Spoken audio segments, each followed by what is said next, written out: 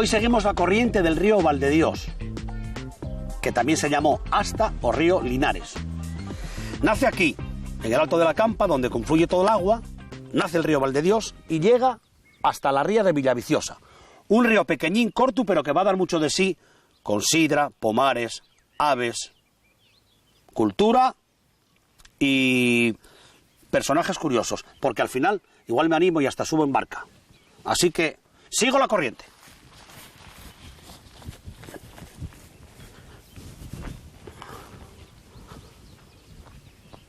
Qué guapo se ve desde aquí el monasterio, ¿eh?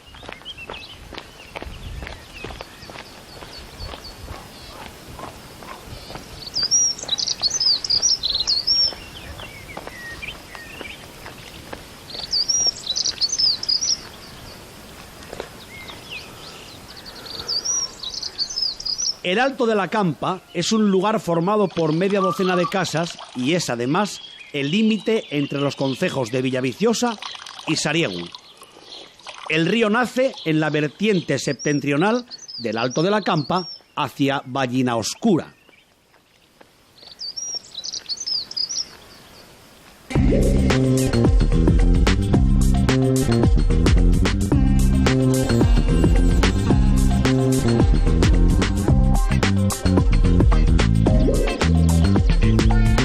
En su orilla está el monasterio de Santa María de Valdedios, enclavado en la parroquia de Puelles, concejo de Villaviciosa.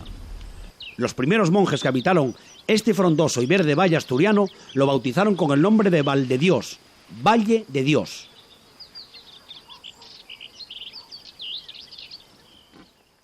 Roberto, tú aquí en el monasterio, ¿qué haces? ¿Recibes a los peregrinos y es hospitalero? Exactamente, ¿cómo se llama tu función?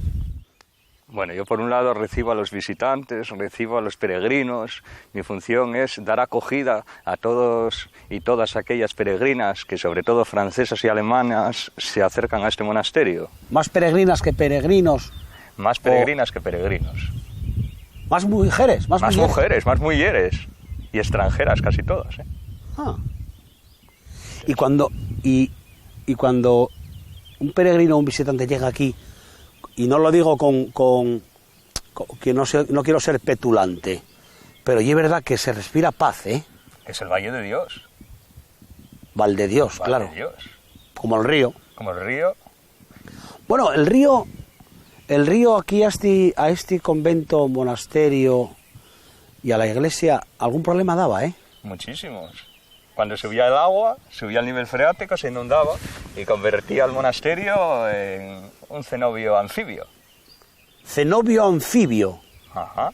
Peculiar y único en Asturias. Así lo dices tú. Señoras y señores, con ustedes, el cenobio anfibio. ¡Chachán! Del Valle de Dios, que antes se llamó Boides. ¿Antes de Mo? Boides. Con D. Bueno, el río también antes se llamaba Asta. Sí, y sin H. Sin H. Ajá. Y Linares. ¿Y Linares? Y Linares. Vaya preparado que lo tienes todo. Perfecto. Los peregrinos probes, llegarán cansados y ¿qué buscan?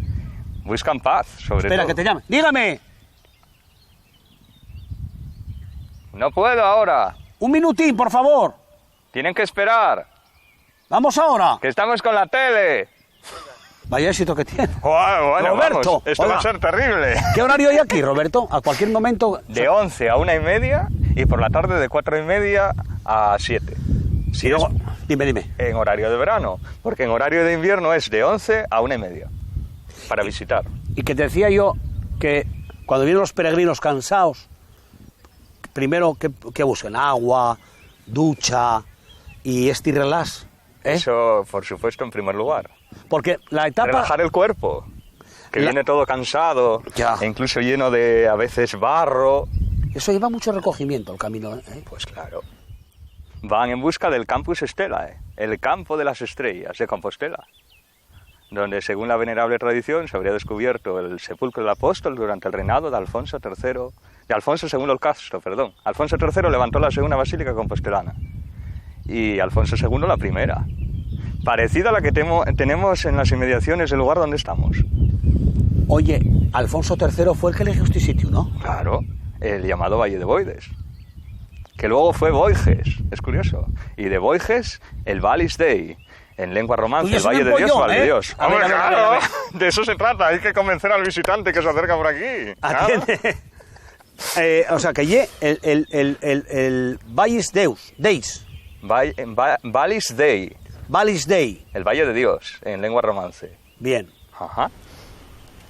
Y entonces vienen aquí y primero dice Alfonso III, voy a quedarme aquí. ¿Y cuánto tarda en levantar todo esto? Es que luego él decidió quizá venir por aquí en busca de buenas piezas de caza, seguramente. Ah, Habría un conjunto civil en torno al templo conocido como el Conventín, levantado a lo largo posiblemente de la segunda mitad del 9, y luego fue lugar de destierro obligado para Alfonso III. O sea Sus que- hijos lo desterraron aquí, según la crónica de San Piro, de A lo- fines del 10, inicios del 11. bueno, que te destierren donde tú querías estar, tampoco bien mal. Bueno, ¿Y depende. cuál fue el origen de todo? Sería el templo que tenemos en Aquel. nuestras inmediaciones, sí. Aquel. Ese. El conventín, dedicado conven- al Salvador. Igual que la Basílica del Salvador de Oviedo, solo que esta una capilla palatina, rural, en Ti- un lugar paradisiaco. Paradisiaco. No, no podemos Bueno. venderlo así, Roberto. ¿Por qué? Tiene que ser un lugar especial, Especial, claro que es. Claro. Es casi un oasis. peculiar, pero paradisíaco no. Oh, con este verde que claro. rodea al conjunto, con ese agua que jalona ese río que está en las inmediaciones. Este es un lugar paradisíaco, ¿no? Está muy guapo. Pero a mí, más paisajísticamente está muy bien, arquitectónicamente está muy guapo. Pero a mí lo que me gusta es, como yo estando todo el día para arriba, para abajo, para el Ajá. río, para acá, para allá, un poco de que la corriente remanse, De tranquilidad. que el río no siempre lleva agua, ¿eh? Ah, no, claro. Puede llevar muchísimas cosas. No. Y a saber cuáles. Y a veces ni agua. Y a veces ni agua. Puede estar seco. ¿Y cómo se solucionó cuando se inundaba, cuando el río salía, ¿Que el cómo se nivel so- freático? ¿Cómo se resolvió? Pues ampliando el cauce. En el año 98 ampliaron el cauce. Ojo, Con que luego- financiación ojo con del eso, Ministerio de Fomento.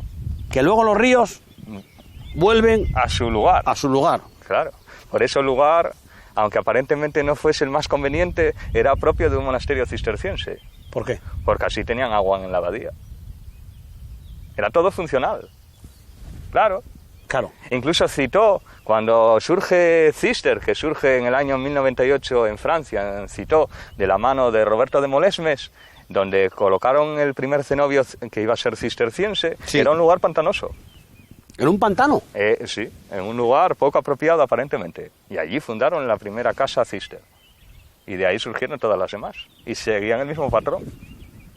O sea que Curioso, ¿eh? primero, sí, no lo sabía yo. O sea que el tema este de que se inunda en muchos lugares... Eso da- Claro, eso ya ha ocurrido a lo largo de la historia. Eso de novedoso no si tiene vinieron aquí tanto. porque había agua. Claro. Y no van a decir, hay agua, algo inundará, o que se inunde mejor. Pues Y hasta- claro, y- ¿Hasta dónde llegó el agua la vez? Pues a veces alcanzaba Hay marques, alturas... ¿eh? Claro, 2,90, 3 metros.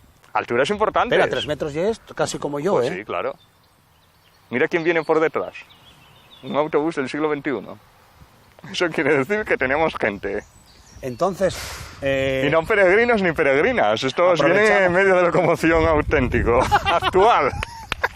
vamos a... ¡Buenos días! ¿De dónde vienen? Vale, viene con gorra y todo. Este y el que manda. El que manda. Debe ser personaje ilustre. Pero viene con cámara de fotos. Este viene a visitar, a conocer esa maravilla que se conserva en este valle. A ver si me has preguntado algo a mí, ¿qué digo? Pues no sé, lo que se te ocurra. No, eso dices, no me acuerdo de todo lo que me dijiste. Enseñó y el río. Venga, el río. Vamos a ver un poquitín esto. Vamos. Y vamos luego, hacia. y luego... ¿Y luego qué hacemos? No Hombre, sé. tenemos que hablar con peregrinos, Ah, ¿no? Venga, pues vamos a ¿Están en un quitarlo. lugar como este? Venga, va. Venga, vamos. Vamos a verlo. Hala. Vaya empollado que lo Mira, tienes. mira, mira, qué prodigio. ¿Viste? Y Esto qué es. limpio usted, y qué silencio, ¿eh? Y qué silencio, qué remanso de paz. Y ese sol que nos acompaña por aquí también, ¿no? Que ayuda Uy, es muchísimo. muy poético, ¿eh? Joder, claro. De esta literato, seguramente. ¿Cuánto lleves aquí? 7 años. Bueno, Y estás contento, sí, ¿eh? Sí, además con esos peregrinos, peregrinas que acuden por aquí, cientos y cientos de visitantes, al año más de 10.000 visitantes acuden aquí a visitar este conjunto. ¿10.000 personas atiendes tú solo? 10.000 personas. Solo que en el verano pues tenemos refuerzo y entonces siempre se contrata a una segunda persona que es la que... ¿Y tienes que hacer más, facilitar ellos sitios para lavar la ropa y todo? Claro, los peregrinos hay que darles un lugar para que puedan asearse, lavar su ropa, luego se les invita a visitar el conjunto monumental. ¿Vemos esto lo primero? Vale. Venga, va. Vamos. Además allí es donde está la cruz victoriosa. Allí ¿Dónde? en la fachada, justo encima de la ventana central. Ahora la veo. Con el alfa y la omega, la cruz de Cristo es el comienzo y el final. El anagrama del reino azul-leonés, que está justo en la fachada, sacralizando la propia construcción, el templo, dedicado al Salvador. Aquí hay que es antiguas. Pues sí.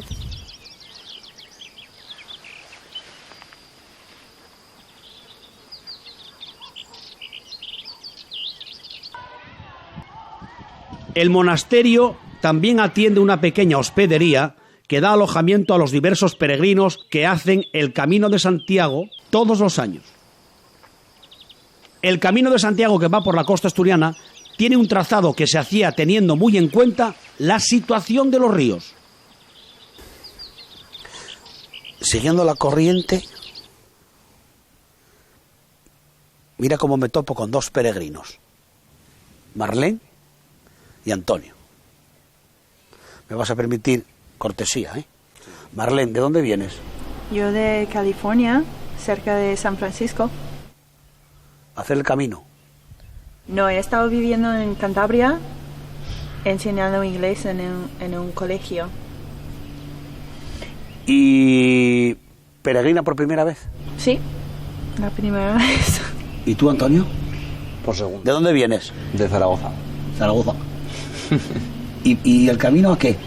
Pues hice una parte de Irún a Bilbao en el 2011 y ahora tenía otra vez vacaciones y he continuado Bilbao hasta aquí, por ahora. ¿Y tú, Marlene? ¿Por qué?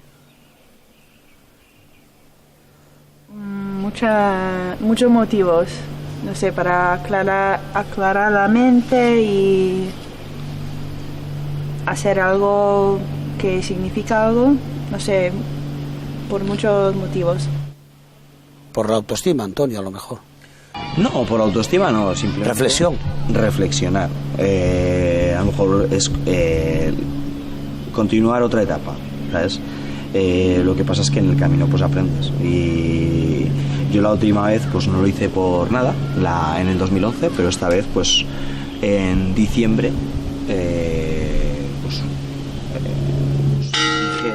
de cambiar un poco mi vida y se me dio la circunstancia de que podía hacer el camino porque tenía vacaciones y bueno, este camino es el comienzo de otra circunstancia en mi vida, otra etapa y luego pues el aprendizaje, porque el camino te enseña mucho, eso, nada más. ¿Ya os conocíais? No, en el camino nos conocimos, en Islares. Sí. Sí. ¿Llegasteis en el albergue o en el camino mismo? ¿O lo que tal? No, en el camino, en Islares, es cuando... ¿En el albergue? En el albergue, sí, nos conocimos. Sí.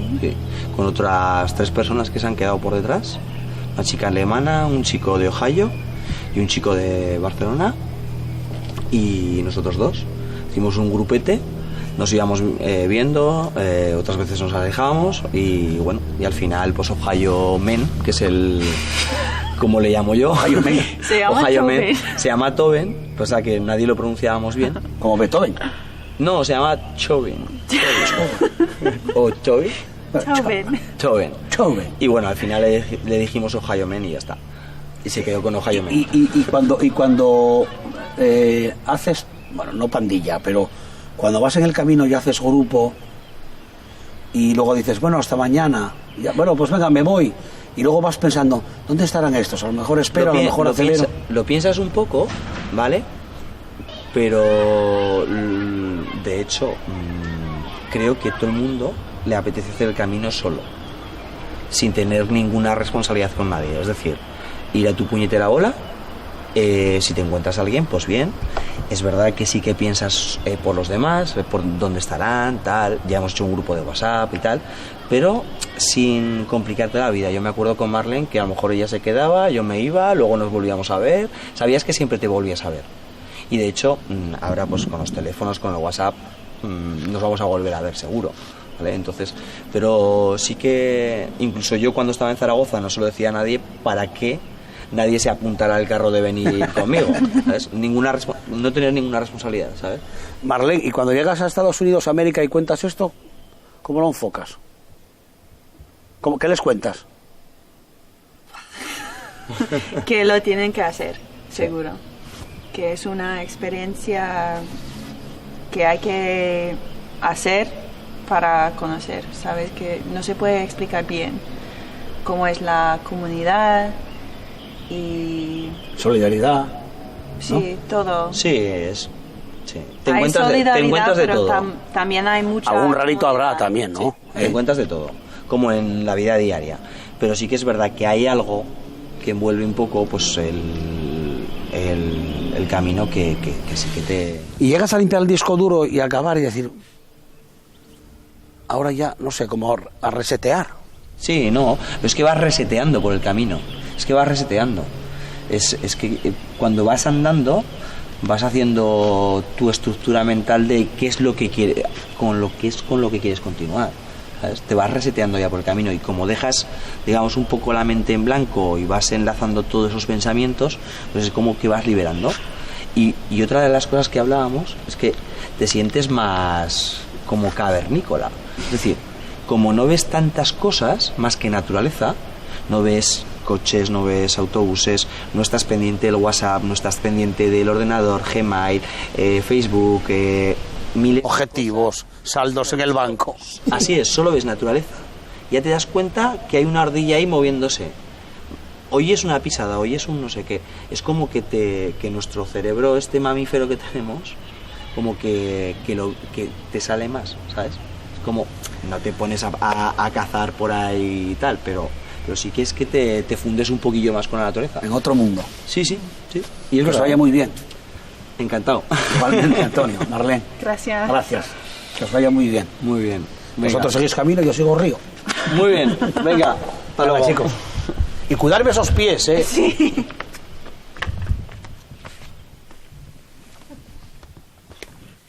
Otros van caminando. Villaviciosa recibe el nombre de la capital de la manzana, y quien dice manzana en Asturias dice sidra. Se sabe de la existencia de otros pueblos y culturas que dejaron muestras del uso y costumbres tradicionales de la época en cuanto al consumo de la sidra. Celtas, hebreos, romanos y griegos, y no íbamos a ser menos los asturianos. Antes de llegar a la villa, hay que hacer una parada en uno de los afluentes del río Valdedios para hablar de manzanes y demás cosas. ¿Qué río se junta aquí con el Valdedios, oh? Pues es el San Juan, que viene precisamente de San Juan de Amandi, de la parroquia de Villaviciosa que está aquí al lado. Y mira qué puente más guapo, ¿eh? Precioso, precioso. Bueno, tú, del tema hidrográfico, No controlo. tampoco pensé en ti por el tema hidrográfico. No controlo, no. Agua poco, Bueno, pero de la sidra sí, ¿no? modestamente. Dediqué algún tiempo ahí. ¿Y qué? Cuéntame. Bueno, ¿A qué dedicabas? ¿Qué hacías? Bueno. Controlar. ¿Cómo se llamaba aquel cura que controlaba tanto de la sidra? Aquí, Caunedo y Cuenyás, párroco de Amandi. ¿Y eso en qué año fue? Eso, si no me equivoco, era siglos XVIII. Siglo XVIII, por ahí. ¿Y qué hacía el párroco? Pues fue el que escribió un manual precisamente de elaboración de sidra y sobre todo se centró en la limpieza de la tonelería y de los lagares. Recomendaba las tareas de higiene muy a menudo para hacer buena sidra y es una de las claves que hoy en día se sigue aplicando. Y en aquella época los lagareros, bueno, como tú también, que eres lagarero. No, yo lagarero nunca fui, no. ¿Nunca fuiste lagarero? Nunca fui lagarero, no. ¿Pero tienes vinculación con los lagareros? Sí, fui presidente de los lagareros una época y gerente, pero ahora soy consumidor. ¿Cuántos lagares bebes al año? Bueno, pues la verdad que hay 88 en Asturias, pero al final tampoco lo pruebes todo, ¿no? yo creo que igual el que tiene afición 20, 30 sí los toma, distintos, ¿no? A lo largo del año, pero hombre, probar todos. Y en aquella época, cuando el párroco Caunedo está documentado, ¿cómo lo tomaba la gente que se dedicaba a la sidra? Bueno, de aquella... Este cura ahora decirme a mí lo que tengo que hacer, que llevo con el lagarto la vida desde mi abuelo, ¿no? ¿O qué? ¿O habría de todo? A ver, hay que tener en cuenta que esto es una zona muy sidrera. Estas parroquias de Villaviciosa, de esta zona aquí, tanto en Manzana como en Sidra, pues son una referencia. Ya desde la Baja Edad Media se menciona, por ejemplo, Camoca, que está también aquí al lado, como zona de Pumaradas. Entonces... Pues me imagino que lo tomarían como todo lo de aquella época. Si lo decía el cura, habría que hacer caso. ¿Sabes lo que me gusta lo del Pumaráis? Cuando a la Pumará, después el singular y el pomar. Que lleva una palabra mucho más guapa que decir el manzano, ¿no? Sí, yo creo que queda más sonoro y más... Más rotundo, parece que más... Sí, pomar, pomarada. Y luego ya empiezas a coger variedades, verdialona, xuanina, coloradona... ¿Cuántas variedades hay, oh? Pues precisamente aquí cerca está la pomológica, también otra referencia en el mundo de la manzana y la sidra en Villaviciosa, y ahí está el Banco Nacional de Germoplasma, donde hay en torno a unas 500 y pico variedades. Espera, es que... ¿Germoplasma qué es, José María? Ahí guárdase, digamos, que el material genético de cada una de las variedades para que no se pierdan. Y tenemos del orden de unas 500 o así, aquí en Asturias, de sidra estudiaes, pero hay más. Y luego la sidra, luego los manzanas mezclense, ¿no? Una variedad u otra. Sí, hay grupos tecnológicos, amargo, dulce amargo, ácido. Entonces el lagarero mezcla por grupos tecnológicos y por el origen de la manzana, porque hay algunos que son de la raza costera, igual de Seloriu, de por ahí, o de la Marina, y mezclales con otros de Valdebárcena, otros de Nava, otros igual de Cabrales o de Teberga, que son de una zona más caliza. Claro, los suelos también aportan al árbol. Y los ríos. Y exactamente, el agua. Y el agua. Y de la otra, no sé si decir, no quiero decir profesión porque no hay profesión. La otra locura, la otra devoción tuya que hay la escritura, de ahí eso que me cuentes. ¿Por dónde te moviste o qué tienes en la cabeza? Básicamente fue algo práctico, porque yo siempre toqué temas que tenían que ver con el sector agroalimentario y con el turismo.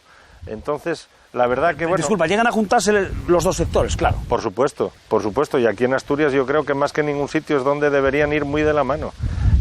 Una de las principales causas por las que se viene a Asturias, o por las que los turistas nos visitan, es por su gastronomía, con lo cual es obvio.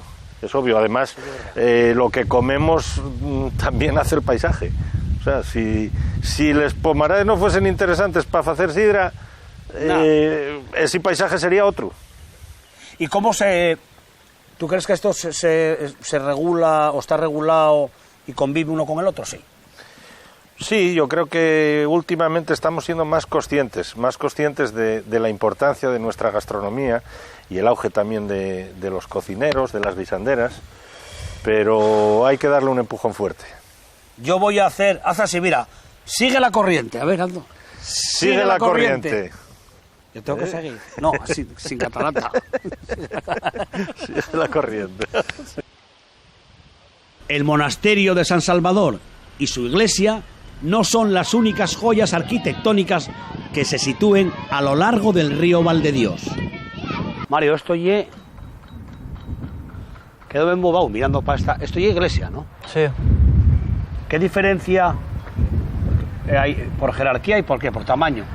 Iglesia, como capilla... Pues van de... Perdón, ¿catedral? Catedral, basílica, iglesia... luego ahora mismo no estoy seguro, pero me parece que es ermita o capilla. ¿Y tú es licenciado en Historia del Arte, no estás seguro? ¿Suspendiste eso? Sí, un poco sí. Y del arte, y también es guía, ¿no? Guía turístico. Sí. ¿Pero de qué? Pues ya con la titulación que tengo puedo realizar viajes a través de Asturias o del mundo, acompañando a diferentes grupos turísticos. Digo, voy a llamar a Mario. Mario, ¡pum! ¿Y enséñasmelo todo? Hombre, tendrás que prepararlo, ¿no? Podría prepararlo, sí, pero sí. Bueno, a mí que no me entero. Pues. Bueno, cuéntame algo de la iglesia de Santa Marina. Santa María de la Oliva. Santa María de la Oliva. Voy a examinarte. ¿Cómo te apellides? Fernández Lago. Don Mario Fernández Lago. Por favor. ¿En qué año se... No, ahora, en serio. ¿En qué año se construyó? ¿De qué año data? Pues es de finales del siglo XIII. Es una iglesia de transición entre el románico y el gótico. Podemos diferenciarlo en diferentes motivos, como pueden ser, pues, en la portada principal se puede ver el arco apuntado, que es un símbolo gótico. Y aquí podemos observar la decoración escultórica, por ejemplo, en el vano que observamos en el fondo de la iglesia. ¿El vano que y esto de para acá? El vano es la ventana. Esa ventana que está decorada, y si observáis con detenimiento, los capiteles tienen mucha más decoración. Están más cargados. Sí, están más cargados. Si te fijas en el vano, que es la especie esa de ventana que vemos en el fondo de la iglesia, tiene columnas, y encima de las columnas los capiteles están decorados, en este caso con motivos vegetales. ¿Por qué? Pues hay diferentes tipos de motivos. Alguno puede responder a estética, como pueden ser estos los vegetales, pero también hay capiteles que son historiados, que son los que cuentan las escenas de la Biblia o tienen la misión de enseñar o educar a la gente. Sigue, perdona que te Estos... Y luego hay otros diferentes tipos de capiteles, los vegetales, los animales, o sea que pueden ser antropomórficos o zoomórficos, es decir, con figuras humanas o con figuras animales. Vale. Datos infalibles de la iglesia de Santa María de la Oliva con respecto a otros monumentos en Asturias. ¿Peculiaridades o contemporáneos, sí, que sean contemporáneos. ¿Monumentos de la misma época, quieres decir? Sí. Pues de una época más o menos cercana y bastante próximo en kilometraje está la iglesia de San Juan de Amandi, que es otra de las que forma parte del recorrido y está a menos de 2 kilómetros de aquí.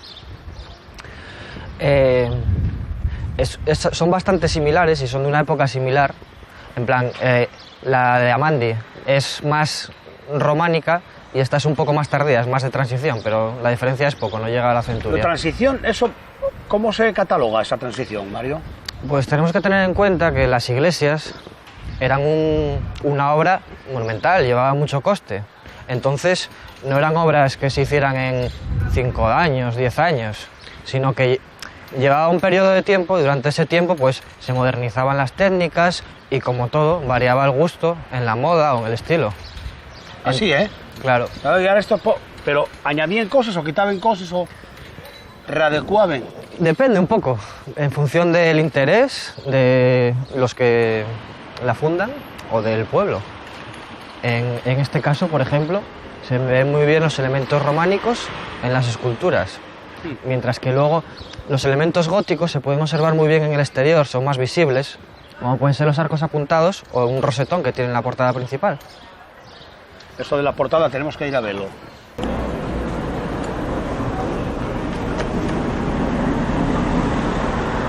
Ahora que ya pasó el peregrinaje, vamos a ir a ver la fachada principal. Vale, antes de pasar a la fachada principal, quería también remarcar un poco la importancia de esta plaza. Pues vamos a ver esta, ¿cómo dices que lle? La manzanera. La manzanera. ¿Y esto qué lle? ¿Una estatua de qué? Pues es una estatua dedicada a Obdulio Fernández Pando, que fue uno de los presidentes de la empresa Valle Baena Fernández, que se conoce Sí, se conoce popularmente como el gaitero. Sí. Y eso además es una alegoría hacia la relación del concejo con la industria y con la manzana y la sidra. Había que haber puesto algo del río también, ¿eh? ¿De Valdedios? Claro. Supongo que el agua será de Valdedios. Eso, no, seguro. Eso te iba a decir. Seguro que el agua y es de Valdedios. ¿Algo más reseñable, Mario? Pues nada, aprovechar diciendo que estamos aquí, que en la iglesia de la Oliva, durante el mes de agosto se dan conciertos que forman parte del Festival de la Ría, con lo cual podemos además disfrutar de la acústica en esta iglesia. Y en el Teatro Riera también, que lo tenemos al sur. Muy bien. Al otro lado. Yo sigo para el río, amigo. Ya lo sé. Y tú, bueno, a estudiar nada, pues ya lo sabes todo. ¿Para qué? ¿Qué va? Bueno, No nunca sé se nada. sabe todo, ¿eh? No sé nada. Bueno, tiro por ahí, ¿eh? Sí. Ah, tenemos que ver todavía la fachada. La portada, sí. Vale, vale.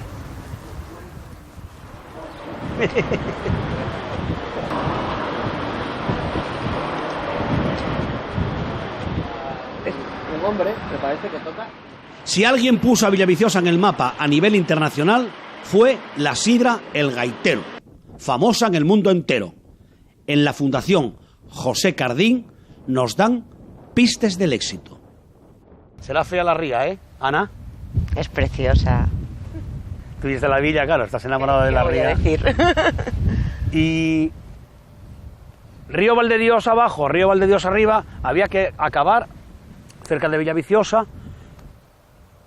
y unirlo con la manzana, ¿no? Sí, Y pensé, manzana, pum, El Gaitero, famosa en el mundo entero. Vamos a hacer otra vez, 1, 2 y 3. Sidra El Gaitero, famosa en el mundo entero. Bueno, tú estás en el museo. Sí, en la colección permanente El Gaitero. ¿Eso que llevas? ¿Qué museo? Es una colección permanente, pero bueno, normalmente lo llamamos el museo de la empresa, donde se cuenta la historia de la empresa. ¿Está actualizado? ¿O desde vais actualizándolo año a año, sí. poco a poco? Bueno, año a año no, pero sí se van metiendo contenidos nuevos o cambiando algunos. Cambiando algunos, pues cositas nuevas que nos donan o que aparecen en archivo y se va actualizando. Pero bueno, la colección en sí permanente pues está ahí desde 2002. Estás muy cerca de la ría, ¿eh? Espero que no me tires. No, por favor, señora. Si yo vengo a hablar del río, no vengo a empujar a nadie. De la empresa madre, ¿quién tuvo la meticulosidad? Fíjate que bien me salió, ¿eh? Meticulosidad de ir guardando merchandising, maquinaria, porque ahora parece que como todo se tira. Pues no, aquí conservan muchísimo. Al ser una empresa familiar, Sí. La empresa la fundaron 3 familias de Villaviciosa. Al ser una empresa familiar y una empresa muy... Sé yo, las 3 familias, ¿sí, señora? Valle, Ballina y Fernández. Pues se guardaron muchísimas cosas. Aquí se exponen parte de esas cosas, de maquinaria, de merchandising, de objetos de publicidad, cuadros, revistas, botellas antiguas.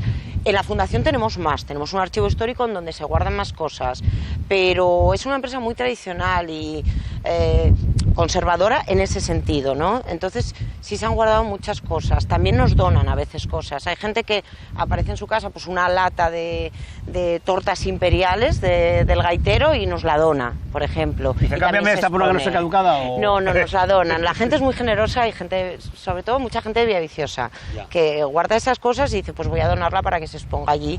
Hombre, impepinablemente, aparte de otras muchas cosas, esta casa puso a Villaviciosa en el mapa, ¿no? Exactamente. Puso a Villaviciosa y yo creo que Asturias y... Ya, claro, en aquella época. En aquella época, porque date cuenta que esta fue una sidra que se creó para el mercado americano, para todos aquellos asturianos que se iban a hacer las Américas y demás. Entonces, pues le dio nombre a Asturias y a Villaviciosa, por supuesto. Todo el mundo te pregunta, ¿dónde eres? De Villaviciosa. Ah, ¿dónde el Gaitero? ¿Dónde el Gaitero? Ya está. Entonces, pues sí, da nombre y da trabajo directo e indirecto. A Villaviciosa le da mucha riqueza. ¿Qué, de todos los objetos o recuerdos o cosas que tenéis en el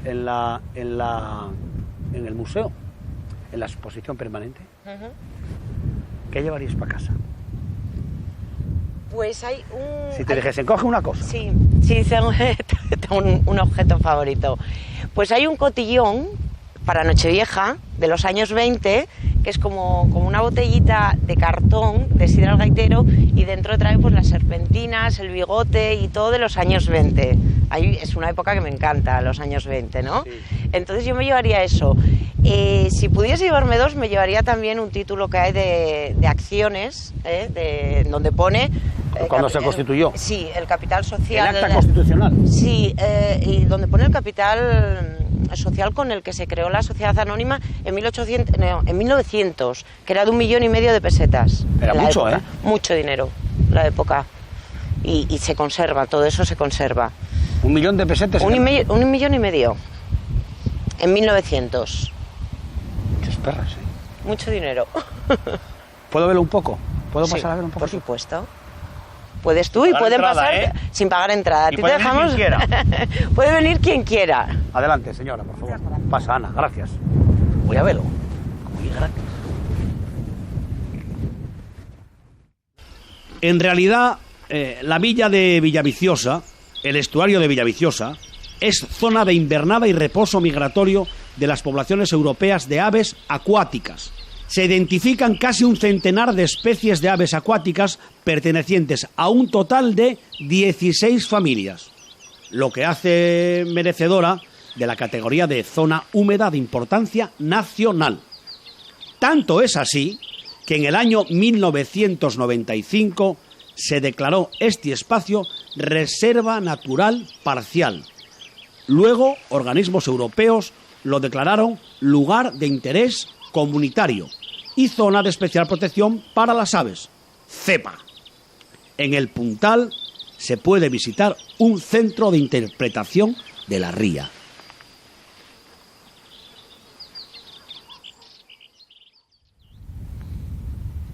David, está difícil de interpretar aquí esto, ¿eh? Está muy difícil, sí, sí. No se ve nada, ningún pájaro. Hay gente que viene aquí que dice que esto del centro de interpretación sí es para estudiar teatro, pero estamos para la observación de aves. ¿Pero cómo las observáis si no se ven? Pues... A ver. Así a simple vista es muy difícil.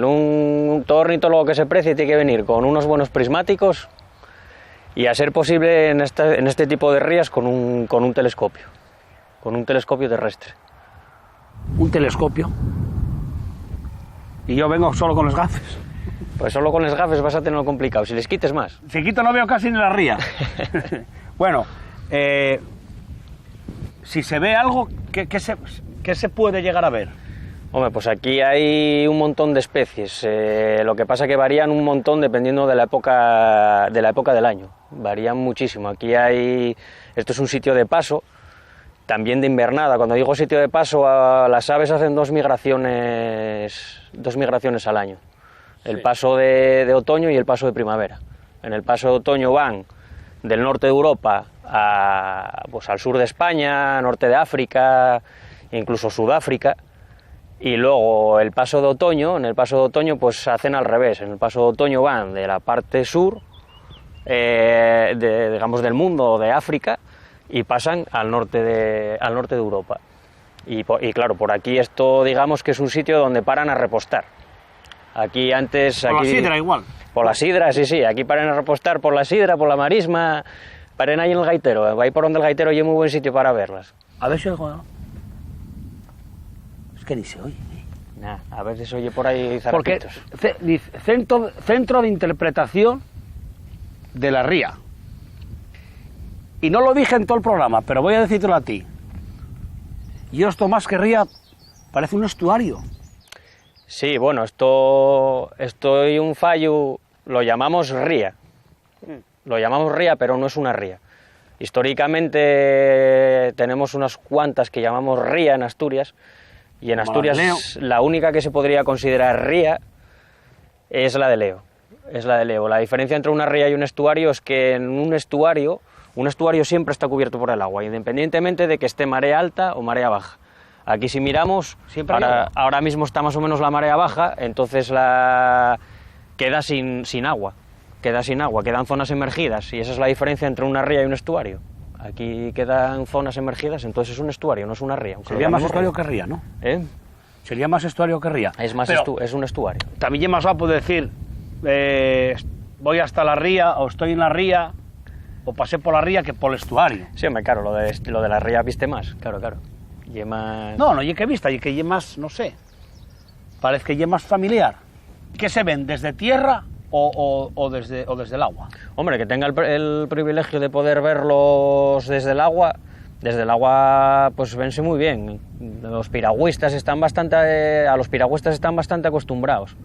Lo que aquí siempre pedimos es que la gente tenga un poco de respeto. De respeto me refiero, hay zonas donde las aves se asustan más. Ya.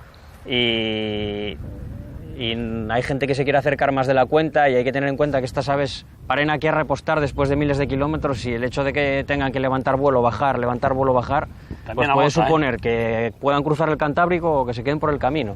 ¿Ah, sí? Totalmente. Aquí, pues, o sea, un raitanín, un petirrojo. Sí. Un petirrojo pasa en primavera desde el sur de Inglaterra, Desde Brighton. Hasta aquí hace 800 kilómetros sin parar. Sin parar. Atraviesa el Cantábrico y el primer sitio que para es aquí. ¿Un Raitanín? Un Raitanín. Ahí lleva metido, en una cocina tan pequeña, lleva metido todo. GPS, la mochila, todo. En unos gramos. Y pasa en el Cantábrico sin parar. Mira el Raitanín. Sí, sí. Tan ¿Quién pequeño le iba a decir? Y bilingüe. Hay veces que da pena, porque por aquí, por la costa, también hay halcón peregrino. Y cuando se produce la migración de los raitaninos, pues claro, están ahí al acecho. Entonces da mucha pena, porque hay algunos que ven... 800 kilómetros para nada. Hay algunos que ven el halcón y los ves ya directamente, que lo ven, cierran las ales y van directos para el mar, que saben que van a morir, pero antes de que los coma el halcón, tíranse ellos. O sea, no... Y una cocina tan pequeña, pues sí, hace 800 kilómetros del tirón, sin parar. Bueno, pues a mí no me queda mucho kilómetro por hacer en el río, pero voy a seguir la corriente. Pues sí. Pasen conmigo hasta allí, anda, a ver si... Vamos para allá, a ver. No vendrá ninguno que nos pique, ¿eh? Ningún queo. Ningún ave, pájaro. No. Las gaviotas dan un poco de guerra, pero... Las gaviotas estoy cansado de verles ya. Esta ría tiene también más encantos. El fondo de arena propicia la formación de una ola muy valorada por los surfistas. De hecho, está considerada entre ellos como una de las 10 mejores olas del mundo. Dani Aznar, te preguntarás, siendo un programa de ríos, ¿por qué venimos a la playa de Rodiles? Y yo te voy a contestar. Venimos a la playa de Rodiles porque antes de la playa está la ría. La ría propicia una ola, ¿no? Una ola buena de izquierda o derecha, Dani. Izquierda. De izquierda. Y entonces había que ver esta ola y pues hablamos con el seleccionador asturiano de surfing. Eso es. Tú no serás de esos que te aferras al cargo, ¿eh? No. Bueno, Dani, esta playa y esta ola, gracias a la ría, tiene un prestigio mundial, ¿no? Sí. ¿Sí? ¿En el ranking en qué número estaría? Pues si lo hay, sí, se encuentra en una de las 10 mejores del mundo, quizás. ¿10 mejores? Sí, quizás sí. No está tan valorada porque es un poco desconocida para el mundo popular, pero aquí han surfeado muchos de los mejores surfistas del mundo. Y cuando vienen surfistas de fuera, esa regla del surf de locals only, solo locales, ¿eso cómo lo manejáis? ¿O eso ya aflojó un poquito? Bueno, eso ya aflojó, era algo más de antaño. Y siempre, aquí respetando, siempre ha podido surfear todo el mundo. No ha sido... Es más fama que otra cosa. O sea, realmente hay que respetar a la gente local que hay en el agua, que son de aquí, pero nunca, si no eres un bestia, nunca vas a tener ningún problema en el agua. ¿Con la federación qué tal? Bien, un nuevo cargo, unos nuevos objetivos y nada, una nueva experiencia con mucha motivación y muchas ganas de afrontar esta nueva etapa. El tópico a lo mejor de crear deportistas y crear personas, ¿no? Okay. Sí, sobre todo conservar, ¿no? Porque crear, pues oye, es un poco más el trabajo de los entrenadores de cada surfista y de ellos mismos, y luego por nuestro lado de federación, pues es el de conservar que esos deportistas se mantengan a un buen nivel y lleguen a donde se merecen. Es decir, que si tenemos surfistas con muy buena proyección, pues nosotros lanzarlos, ¿no? a que tengan la oportunidad de llegar lejos. Pero a lo mejor en el surf no se compite como en otros deportes así tan, permíteme, tan a cuchillo, ¿no? Más, ¿no? Hay una filosofía un poco más... No te creas, ¿no? Estoy equivocado. Sí, no te creas, o sea, una cosa es el surf que vemos en los vídeos, el de surf guay, libre, de la loja. Claro, sí, exacto, de las olas perfectas en Indonesia, en Australia, pero luego el surfing de competición es bastante duro y competitivo. Date cuenta que es gente que afronta el año con presupuestos muy bajos en comparación con otros deportes y que tienen que ganar para poder llegar a final de año y conseguir el objetivo que es llegar al circuito mundial. ¿Qué sería indispensable o qué virtudes o qué cualidades tenía que tener alguien que quisiese llegar al surfing a nivel medio? Sí, o sea, un surfista nacional, ¿no? Sí. ¿Qué quieres decir? Pues sobre todo trabajo. Al final el surf es un deporte muy técnico, con lo cual si trabajas... Y físico también, ¿no, Dani? Y físico. Lo bueno es que, a ver, el físico te lo da el día a día. Tú al final surfeando día a día pues consigues alcanzar un nivel físico muy bueno.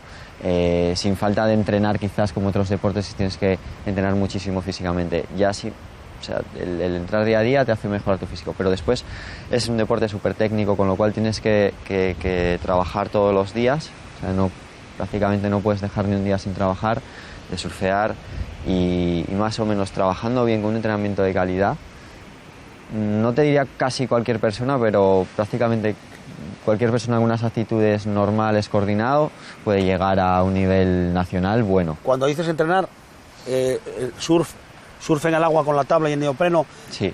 Como entrenamiento alternativo también puede ser algún deporte así gliss como el skate o el snow. Eso es. ¿También sirve? Sí, el skate es un deporte muy complementario y más hoy en día que el surfing ha evolucionado mucho y nos influenciamos mucho de un deporte como es el skate, en el cual maniobras modernas y todo eso te sirven mucho para aprender. Y mucha gente, pues long skate, skate corto, skate en rampa, descenso, todo eso te ayuda muchísimo a mejorar. Lo que pasa que ahí, como en el snow, la diferencia es que en la mar la superficie se te mueve, sí. Y en la nieve y en la calle, pues... Sí. Pues sí, no se mueve. Eso pero bueno, es el concepto de equilibrio y... Exacto, de deslizamiento al final es el mismo. Punto de gravedad abajo, extensión, flexión, dirección de los hombros, todo eso es igual. Lo único que cambia, y a ver, es un... ¿Y eso que nunca he aprendido yo de Goofy o regular? Goofy es el que lleva el pie derecho adelante. A ver, empújame a ver qué sería yo. Goofy. Y regular al contrario. Vale. Regular, Goofy. Eso es. Y es lo mismo, ¿no? Sí. ¿Influye ser diestro o zurdo? No. No, es algo más de lateralidad en el cerebro. No tiene mucho que ver con que seas diestro o zurdo. Bueno, ¿podríamos surfear hoy, Dani? Bueno, el mar hoy la verdad que está bastante pequeño. Está pequeño, es que yo soy más de tubos. Hoy sería un buen día para iniciarse, la verdad, sí. Cuando los surfistas, cuando tú vienes a Rodiles y no hay oles y a lo mejor coges el coche y vas para, no sé... Para Avilés, a zona de Salinas, sí. Normalmente cuando no hay olas tiramos para la zona de Salinas, Agó. ¿Madrugáis, eh? Sí, muchísimo, sí. Y tenés un componente un poco meteorológico también, ¿no? Sí, los vientos, la marea, sí. La verdad que es un deporte complicado, que no depende de que esté ahí en campo siempre. Pero lleva una elaboración, ¿no? A ver mañana dónde voy, a ver por dónde salen los soles, a ver qué viento hay, a ver a qué hora hay en la pleamar. Porque la mejor hora que hay en pleamar o bajamar. Dependiendo de la playa. Por ejemplo, esta mejor bajamar, aquí en Rodiles. Si vas a Salinas, mejor en alta, dependiendo de la playa. Incluso a veces de los fondos de la arena. Porque, a ver, espera un momento. Vale. Vamos a hacer una clase práctica. Esta es la tabla de Dani, que me gustan mucho los colores, azul y blanco. Y amarillo. Amarillo no tanto. Esto el invento, ¿no? Sí. Que se pone en el tobillo, sí. Se engancha a la tabla para que nunca te... No se te escape. Sí, algún golpe sí. Bien. Esto, la sujeción, el grip, ¿no? Y así. Eso es. Te veo muy puesto, ¿eh? Bueno, claro, es que yo preparo los entrevistas. Y luego las partes de la tabla, porque esta tabla moderna, desde atrás, aquí, ¿no? Cuanto más fina sea, peor. Más difícil. Y cuanto más fina y más corta, peor. Y luego, aquí lleva la cera, ¿a que sí? Exacto. Para que no te resbale el pie. Eso es. Vale. Y luego, quillas. ¿Siempre 3, 2 o cómo va esto, Dani? Dependiendo del formato de tabla. Puede ser 3, 2 o 4. De tabla, no de ola. No, de tabla. Y fundamental, el neopreno. Que yo no puse neopreno porque el neopreno es una prenda que marca mucho. Y a mí no me gusta ir marcado. Yo soy más de ir flojín, así suelto, como si dijese. Hala, pon esto, Dani, que yo voy a seguir viendo el río. Muy bien. Tengo mucho que hacer. Voy para arriba. Gracias. Encantado. Y mucho éxito, ¿eh? Muchas gracias. Vale.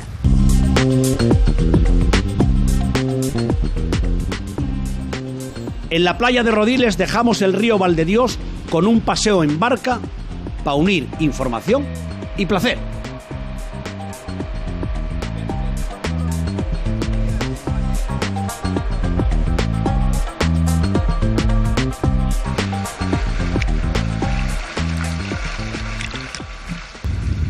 Querías río, querías desembocadura y la tienes, Carlos. Aquí está, aquí. Hoy despedimos el río Valdedios desde la desembocadura de verdad. Y después, ahora que charlemos un ratín, luego para despedir, este río tan guapo, porque yo muy corto, pero da mucho de sí, Carlos. Mucho. Luego te voy a pedir un favor. Hombre.